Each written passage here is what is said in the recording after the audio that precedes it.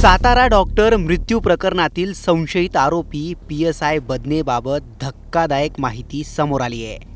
PSI बदने ज्या फलटण ग्रामीण police स्टेशनला कार्यरत होता तिथले त्याचे अनेक कारनामे आता समोर येत आहेत। महिलांना डोळा मारणे, तक्रारदार महिलांशी अश्लील वर्तन करणे, आरोपींना पाठीशी घालायला डॉक्टरवर दबाव टाकून खोटे फिटनेस सर्टिफिकेट आणि पोस्टमॉर्टम रिपोर्ट बनवणे असे अनेक गंभीर आरोप बदनेवर असल्याचे मीडिया रिपोर्ट समोर आलेत। सगळ्यात महत्त्वाचं म्हणजे फलटण ग्रामीणमधील महत्त्वाची कुजबूज शशिकांत शिंदेंनी उघडकीस आणली आहे। नेमकी ती कुजबूज काय, याचाच सविस्तर आणि सखोल आढावा या व्हिडिओतून घेणार आहोत।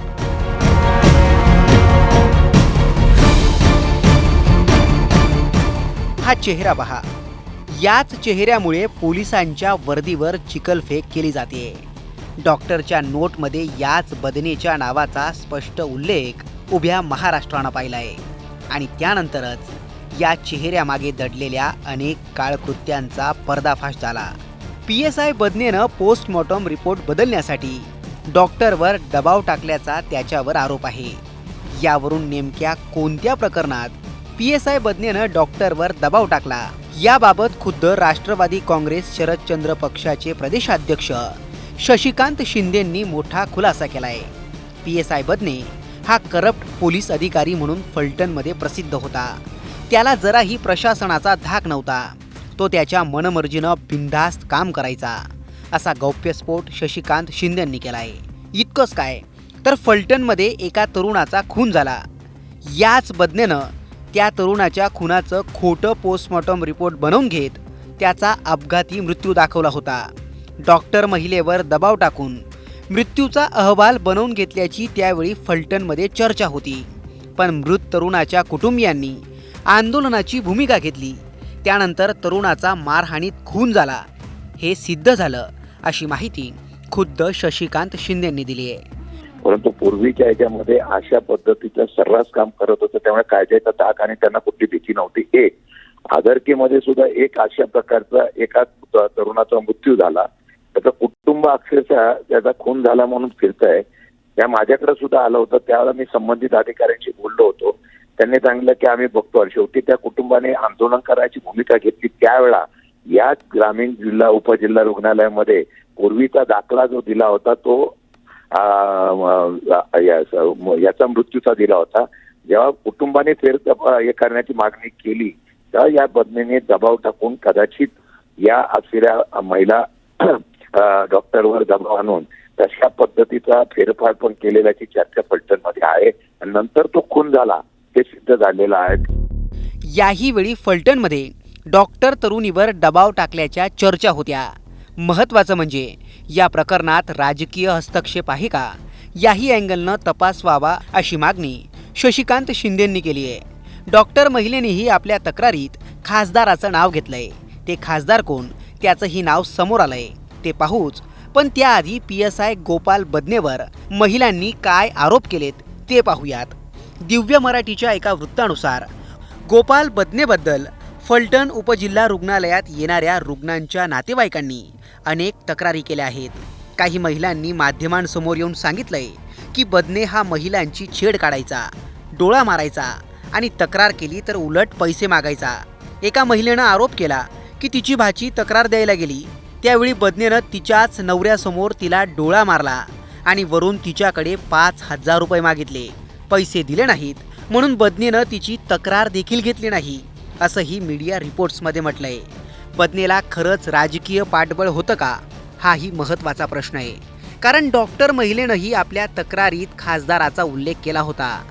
आपल्या 2 PNच्या फोनवरून खासदार बोलले होते। मला आम्हाला नाही सांगितलं।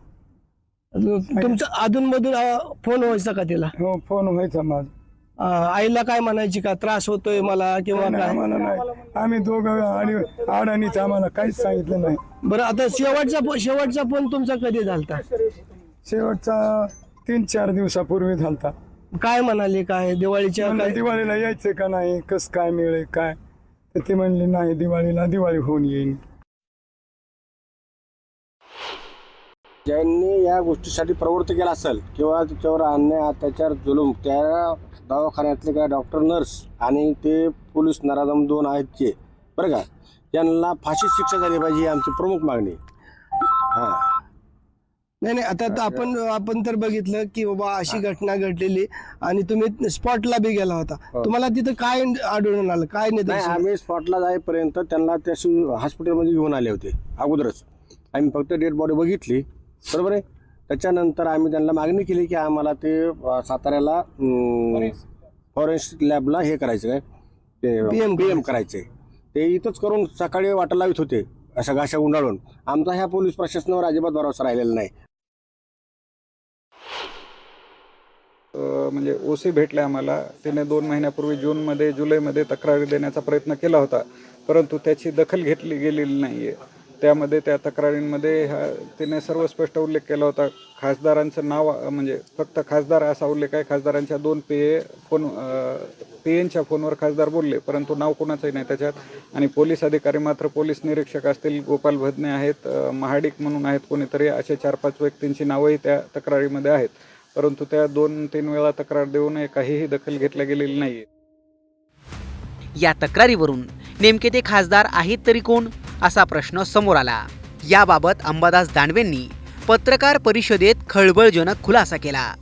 स्थानिक राजकीय नेते, मी रात्री नाव नव्हतं घेतलं, परंतु भारतीय जनता पार्टीचे माजी खासदार या भागाचे निंबाळकर, मला वाटतं रणजित निंबाळकर त्यांचं नाव आहे,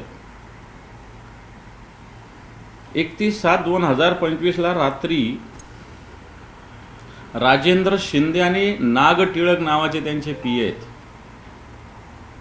यांच्या फोनवर हे माजी खासदार त्या दिवशी डॉक्टर संपदा मुंडेंशी बोललेले आहेत. आणि बोलण्याचा कशासाठी बोलले तर एक वाहतूकदार आहेत जो बीडचाच आहे, फीड अनफीड देण्याच्या विषयी बीडच्या नावाने त्यांना हिनवलं सुद्धा या PAंनी आणि पोलीस अधिकाऱ्यांनी. परंतु याच्यामध्ये सुस्पष्टपणे सत्तेचा माज दिसतो. भारतीय जनता पार्टीचे या भागाचे माजी खासदार या प्रकरणात सुस्पष्टपणे डॉक्टर संपदा मुंडे यांनी लिहिलेलं आहे की हे 2 PA आलेले होते आणि त्यांनी भारतीय जनता पार्टीचे जे कोणी माजी खासदार आहेत त्यांनी मला फोन देऊन मान्य खासदार बोलत आहे असे सांगितले. तेव्हा मी त्यांना फोनवर बोलत असताना मला विचारणा केली की मला असं वाटतं हे त्यांनी पूर्णपणे लिहिलेलं आहे. मी आपल्याला या सगळ्या गोष्टी पाठवलेल्या आहे किंवा पाठवतो. अंबादास दानवेंच्या याच आरोपांवर रणजित सिंह निंबाळकर यांनीही स्पष्टीकरण दिलंय. ते काय म्हणाले तेही ऐका. मी तुम्हाला प्रश्न विचारतो. म्हणते भावाचा त्यामध्ये उल्लेख नाही, पण या प्रकरणात तुमचं नाव आता गोवलं गेलंय.